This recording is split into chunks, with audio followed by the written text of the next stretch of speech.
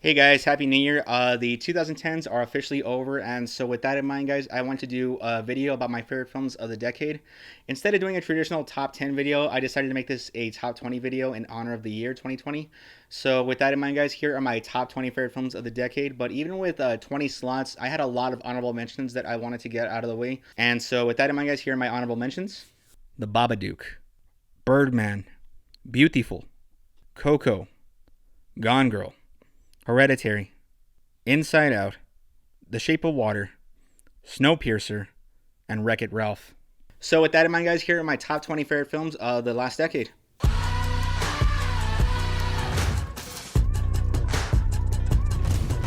Lady Bird for me was a very humble film. This is a very great story from Greta Gerwig, and I thought she did a phenomenal job directing. I know this is her first film, but I thought she did a great job. A lot of it was very subdued. There's nothing that special about it from a technical level. The cinematography and the editing are very standard, but I think it was the story and characters that really kept me engaged in this one, and I think it was a very humble story with a lot of passion about this young woman trying to spread her wings and trying to understand her relationship with her critical mother, and I thought it did a great job of doing that.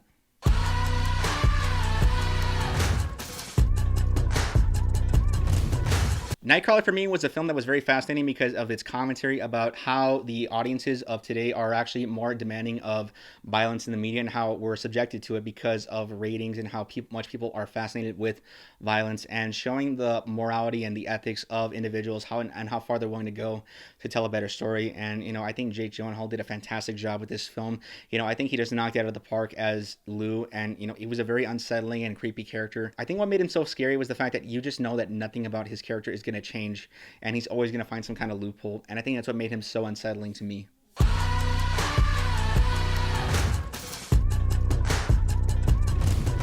Spider-Man Into the Spider-Verse was probably my favorite Spider-Man film since Sam Raimi's Spider-Man 2. This was a great film. I had a lot of fun with it. I didn't expect to love it as much as I did, but as soon as that opening hit, I knew I was in for something. The animation I thought was phenomenal. The story and characters were very fun and engaging, and it was a very fascinating film because it wasn't very meta like Deadpool, but it had a charm where it didn't linger on a lot of the jokes, and it was just a very fun and very fast-paced and very witty film that I loved.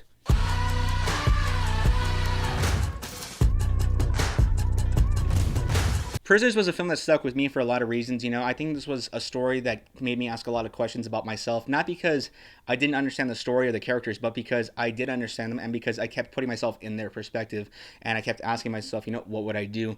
And every single time I did that, I ended up going with a different answer, and so I thought that was a great accomplishment, for a director to do in a story, where it put you, the audience, in that position where you're asking yourself, would you do in the situation, and if they're right or wrong. And I thought that was a fantastic story, and great cinematography, and great performances from Hugh Jackman and Jake Gyllenhaal. But I thought this was a greatly directed film from Denis Villeneuve, who I thought did a phenomenal job, and I think he's one of the best modern film directors of our time.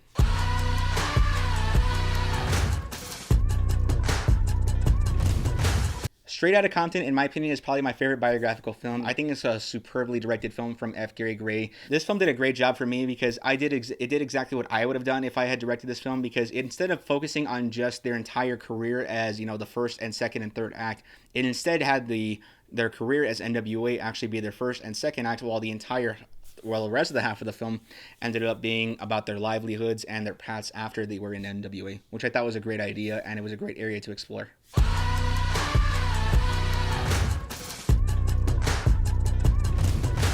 Harry Potter and the Deathly Hallows Part 2 is probably one of my favorite conclusions to a franchise ever since Return of the Jedi. I had a blast watching this film in theaters.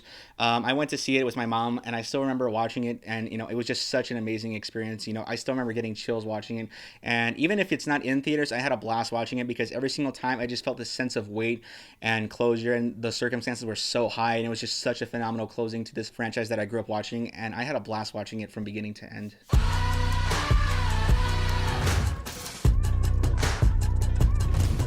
Joker is one of the more recent films on this list. Even though it was only at number 5 on my top 10 favorite films of 2019, I think it left an impact on people in a way I haven't seen before, with audiences and critics, where people seem to be both kind of split and unanimous in certain areas. And for me, I think it's a fantastic film that I think is going to be with people for a long time. People I think are going to be asking questions about this film. They're going to be talking about this film, and they're going to have discussions about it. And it's so ambiguous with its story that I think it just lends itself to so many topics. And I think it did a fantastic job with this film.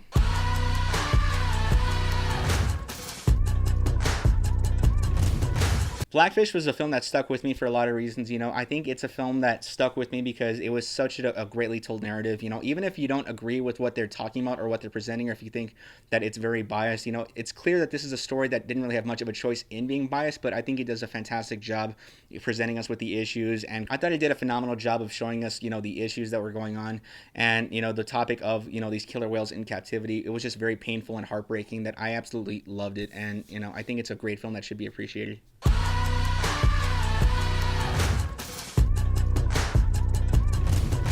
Parasite, in my opinion, is Bong Joon-ho's best film. I was torn between putting that one and Snowpiercer on here, but for me, the reason I put Parasite on here is because I think it's a film that flowed naturally better, and it was it was a story that actually had so many areas that I didn't expect it to go.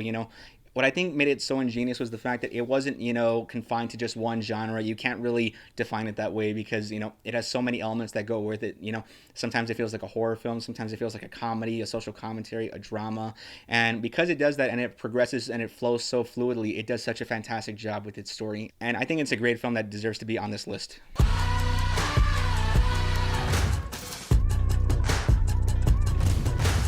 I honestly don't understand how some people didn't really talk about this film. This film moved me emotionally. I don't think anybody talked about it that much, and it came in and it just kind of died out after a while. But for me, it left a huge emotional impact. This film was very scary, very frustrating, very painful, very haunting. And I think it did a phenomenal job of doing its story about, how one life taken away can impact a community of people and a group of individuals, and have them question their livelihoods and the security of themselves and the people that they love. And I thought it did a fantastic job of doing that. I think it's a great film that deserves to be recognized by more people. And I hope that in time that it becomes something that, a lot of people talk about, because I think it definitely deserves not to be ignored.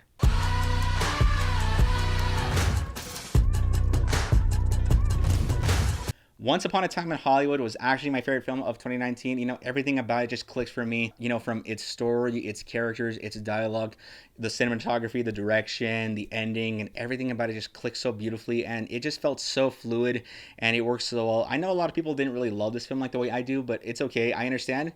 But I just had a blast with this film from beginning to end. The second time I watched it, I loved it even more. And I just love watching it. And I think Margot Robbie, is an element that I think she does a fantastic job too. Even though I know everybody talks about Brad Pitt and Leonardo DiCaprio, I think she does a beautiful job too. And I think it's a great story, and I just had a blast. The ending is one of the best things I have seen in a long time, and I just absolutely loved it.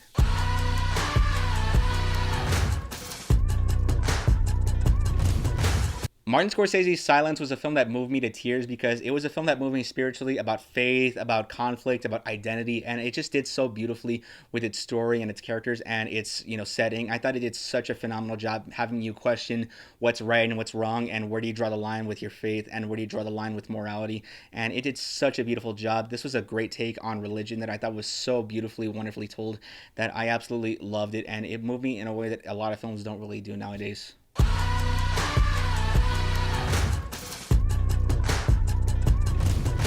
This is a film that I think a lot of people are not going to have on their list. In terms of story and historical authenticity, I know this isn't a perfect film. This gets a lot of things wrong. It's a very flawed story. But for me, in terms of the cinematography, the direction, the choreography, the music, and, the acting, I thought this film was a visual masterpiece. I thought they did a fantastic job being a musical and presenting everything in a story element. And I just had a blast watching it. This is actually the film I ended up watching the most in theaters. I think I saw this film about 10 times in theaters, and don't worry, I didn't pay for every single one, but I actually had a blast with this film, and I still love it to this day.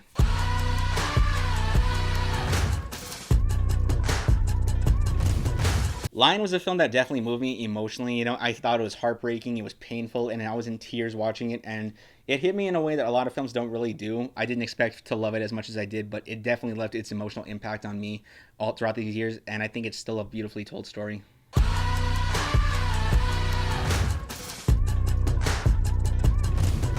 Wind River was a brutally realistic film from Taylor Sheridan, who, in my opinion, is one of the best screenwriters in Hollywood right now.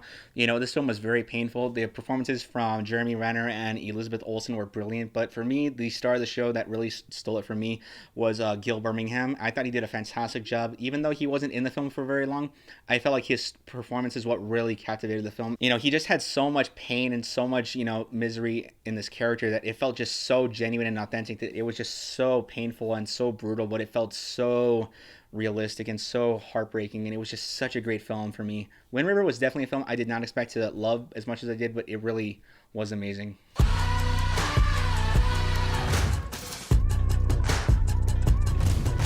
If there was a film on this list I didn't expect to be here, it was definitely Creed, because when I saw the trailers for this film, I had no interest in this film.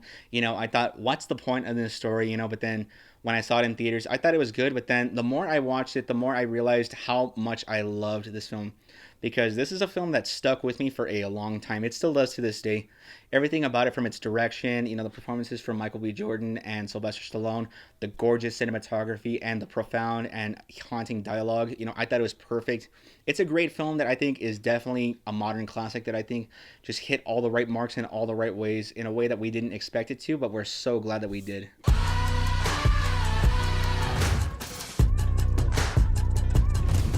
Roma was a film I truly didn't appreciate the first time I saw it. Like, I knew it was good, but I didn't really know what clicked about it for me, because, everything about it, it looked gorgeous, it looked amazing, and it was very slow paced, and it was a very slow burner, but I just didn't exactly know what it was trying to do until I saw it the second time. And then that's when I realized, that it's about race in Mexico that was not really addressed in a way that we had never really seen in film before. And I think that's what made it so emotionally impactful. The black and white storytelling, in my opinion, actually highlighted the contrast in race and social class and showing the differences in culture, and I think it was just such a great film. Everything about this film, from its direction from Alfonso Cuarón, the cinematography, the performances, and everything about it just felt so perfect, and it just made it such a classic. I don't think I've ever seen a film that was so ready to become a classic on arrival, and it was one of those rare films that did that.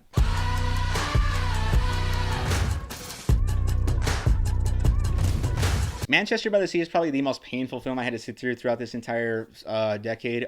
This was a film that I felt was very fascinating because of its take on grief. Like, I mean, we saw a lot of films that dealt with grief before in a unique way.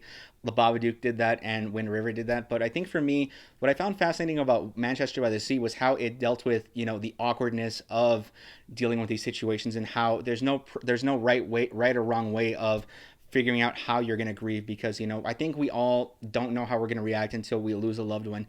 We think that we're going to be sad and cry, but we don't truly know, and there's just so many elements that we don't talk about, like these awkward situations that are just so ill-timed that we just don't know how to process what's going on with our lives or what's going on around us, that we don't really know how to take it in. And I think that's what made this film so profound and so painful, is the fact that everything about it felt like there wasn't a right place or a right time to actually grieve. It was just how it happened at these moments that you didn't expect it to, but it also felt like it was so genuine and so realistic that it could happen to anyone. So here we are, guys. We are now down to my top 2 favorite films of the decade. So can I get a drum roll, please? That's just not quite my tempo.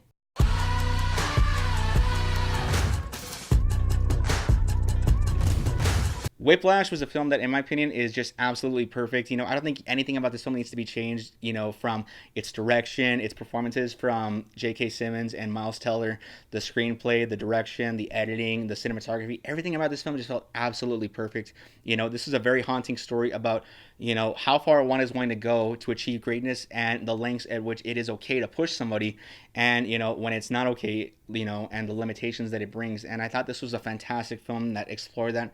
This film is going to be aging beautifully. It's not going to be dated at all in the long run. And I think it's a film that I think a lot of people are going to be emotionally identifying with for a long time. So here we are, guys. This is my favorite film of the decade. This is a film that I'm sure definitely nobody was expecting to be at number 1. But for me, this is the film that was my favorite for the decade.